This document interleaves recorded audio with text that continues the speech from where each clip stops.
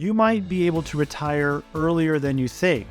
Is it better to work an extra year and make your plan a little bit stronger, or are you overestimating what you need to spend and maybe you could really retire a year or two earlier than you think?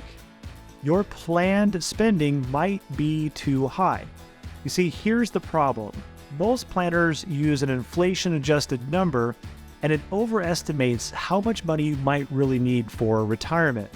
In this video, I'm going to give you alternative optional spending strategies for your retirement budget. A, your plan is better than you think it is, or B, you might be able to retire a year or two early.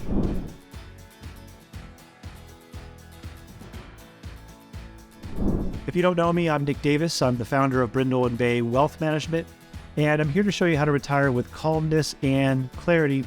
Be sure to like this video if you like it and subscribe if you want to see more of this type of content. All right, first I'm going to show you a common way for doing retirement budget planning and how it might be over conservative and overestimating things for your plan. And then I'm going to show you some alternative spending strategies so that you might consider them and maybe your plan is better than you think.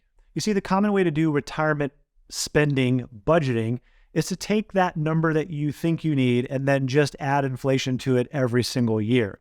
So for example, if we had $80,000 and we say inflation's 3% over the long term, you would take $80,000 and then you would add 3% every single year to that new number. So for example, in year one, it'd be $80,000. And in year two, it'd be $80,240. And in year three, it would go up from there and so on. And by the time you reach year 15, your plan is showing that that $80,000 is now spending $124,000 a year. Now, there are two problems with this way of planning. The first one is that in real life, we have found that people don't really give themselves raises every single year for inflation. If you think about the past 10 years or so, prior to the last couple of years, we've had really high inflation, but we had a decade or so of very low inflation. So people tend to give themselves a raise every couple of years or even less frequently than you think. And so this makes straight line inflation adjusted planning a little bit too conservative for real life. The other thing that makes this a little bit more inaccurate is that people tend to spend their money in phases. You know, you've got the beginning of retirement, the middle of retirement, and the end of retirement. And those really represent different levels of spending because of the way people tend to spend money when they're no longer working. And so if you're over conservative, that's a great thing to be conservative in your financial planning for sure, but you might be forcing yourself to work an extra year, and that's a year of your life that you're just not going to get back. And maybe you want to work and that's okay. Maybe you think your plan is not very good or a little bit underfunded. By using an alternative spending strategy, it may not be as bad as you think. If you can make your spending a little bit more accurate, you might be pretty happy with what you see. All right, so I'm going to give you a list of 5 or so different optional spending strategies, and then I'm going to dive into 2 or 3 of them for you, and then I'm going to give you an example of how that applies in real life. So the basic one is inflation adjusted, and that's the most common that most financial planners and planning software tends to use. That's inflation adjusted. The second one would be spending stages. And the third one would be spending smile. The fourth one would be guardrails. And a fifth one would be floor and ceiling. Now, all of these spending strategies have slightly different rules, but there's one thing they have in common, and that is that they're more flexible than the straight inflation-adjusted way of spending money. So first, I'm going to try to illustrate this for you a little bit better on 2 or 3 of these strategies, and then I'm going to show you how it applies to a financial plan. All right, so for the inflation-adjusted, let's pretend we start with the $80,000 in our example, and we give ourselves that inflation adjustment every single year. And basically, every year it goes up, so year 1 is $80,000, year 2 is $80,240. And then after 15 years, that $80,000 equals, let's correct that there, $124,000, meaning our financial plan shows us paying ourselves $124,000 15 years later because it's assuming that we've given ourselves these raises every single year. So that's the basic way that your plan may be overestimating. Well, an alternative strategy would be called spending stages. So you start with the same $80,000. You give yourself that 3% raise every single year. But at age 74, we're going to drop that down by 10% just on the flexible spending, not your fixed spending, but just on the things that are more adjustable in your spending. And then it's going to continue to go up because you're still going to have inflation every single year. And then when you turn 80 years old, it drops one last time by 5%. So it drops down a little bit more, and then it continues again. And at the end of that period, I'm going to just throw out an arbitrary number. It's probably a little bit less than the inflation adjusted amount. But the point is you spent it in a little bit different stage that represents the way life typically goes, which is we spend more money during these earlier years and then also more money in our later years because of healthcare. The spending smile is another example of that. So you could apply this example to your budget where you're still giving yourself that inflation raise, but what you're going to do is we're going to subtract 1% every single year in your ledger. So you start spending and it goes down a little bit and then it starts to go up. So my pen's not allowing me to do that. Let's do it. All right, we go like that. So in real life, that $80,000 is going down by 1%. But then at a certain point, healthcare kicks back up. So it causes that extra cost for healthcare. And it looks a little bit like a spending smile. And at the end, I'm going to use another arbitrary number. And ultimately, you'll spend just a little bit more less than the inflation adjusted amount, which may be a little bit more accurate because of the way people tend to spend. Several studies have been done about all three of these, and including the other ones that I'm not going to go into detail on, like guardrails today, and show that people tend to spend money more accurately this way. Now, full disclosure, in our financial planning firm, we start with an inflation adjusted amount because it is the most conservative.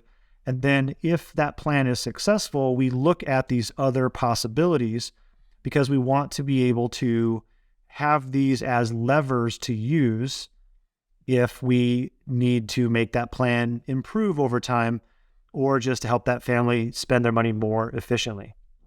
So those are 3 of the 5 different ways of doing retirement spending budgets that could improve your plan. We start with the inflation adjusted amount as a starting point because it is very conservative. And then we'll go in and apply these different spending strategies to see, can an improvement be made for the family? Could they retire earlier? Could they spend more, etc.?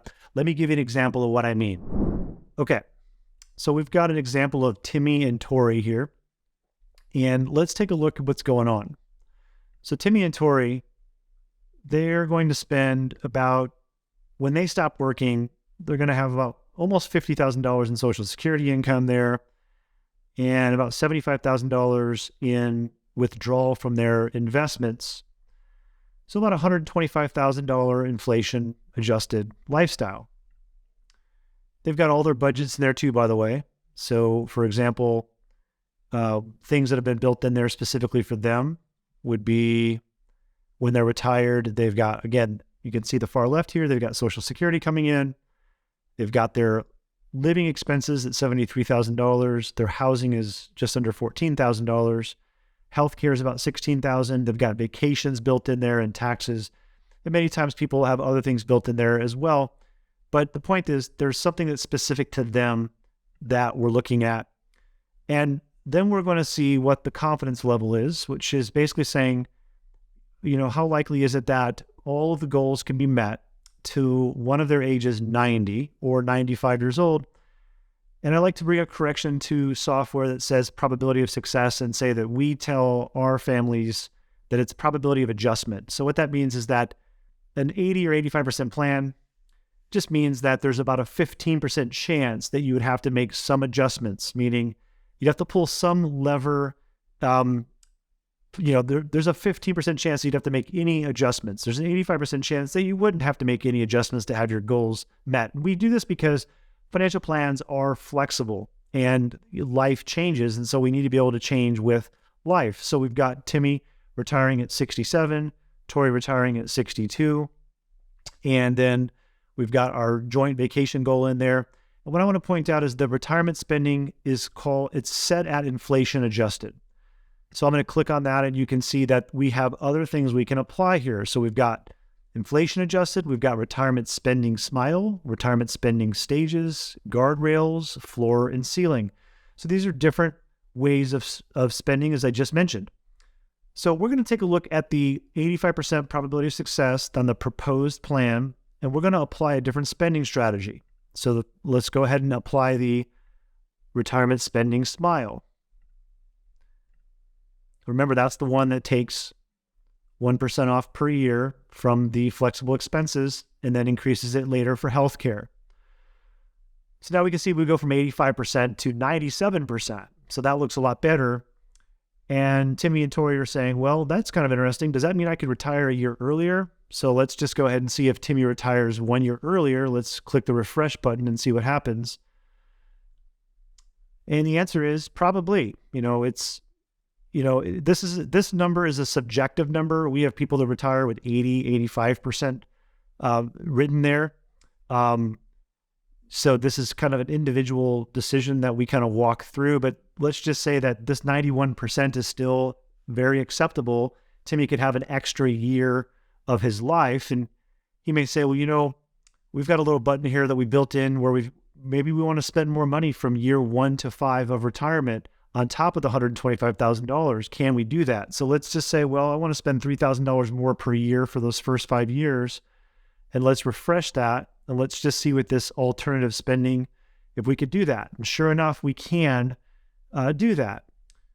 So that's one way of doing it. Well, let's just reset this back to where it was and try a different spending strategy to see which one may be more favorable. So set it back to where it was. Now we're going to go ahead and adjust it to spending stages. Let's click refresh. And we can see that that too makes quite an improvement on the desired spending and also on the plan. So there's an example of how you can test these different strategies to see which one works better so you could potentially retire earlier. So modeling your retirement budget more accurately can help you to get the most from your money, or more importantly, it can help you to get the most from your life. And that's what this is all about, is matching your lifetime savings to the next chapter of your life so you can enter into that with the type of experiences that you want to have. We found that people tend to lean towards the retirement spending SMILE or the retirement spending phases because people like to spend more money during those first years of their retirement, and they know they're going to spend a lot more money towards the last years of retirement as well, and it just helps them to get more life out of their money. What about you? What is your retirement spending budget going to look like? Have you already got it figured out? Let me know in the comments what you're planning on doing, and thanks for watching. Hey everybody, thanks for watching. If you'd like to see the way that we help people to create calmness and clarity for their next chapter of life, take a look at us at 𝙤𝙤𝙤𝙤𝙤𝙤. Again, thanks for watching the videos. Please remember to subscribe, hit that notification bell so that you are notified every time a new video comes out.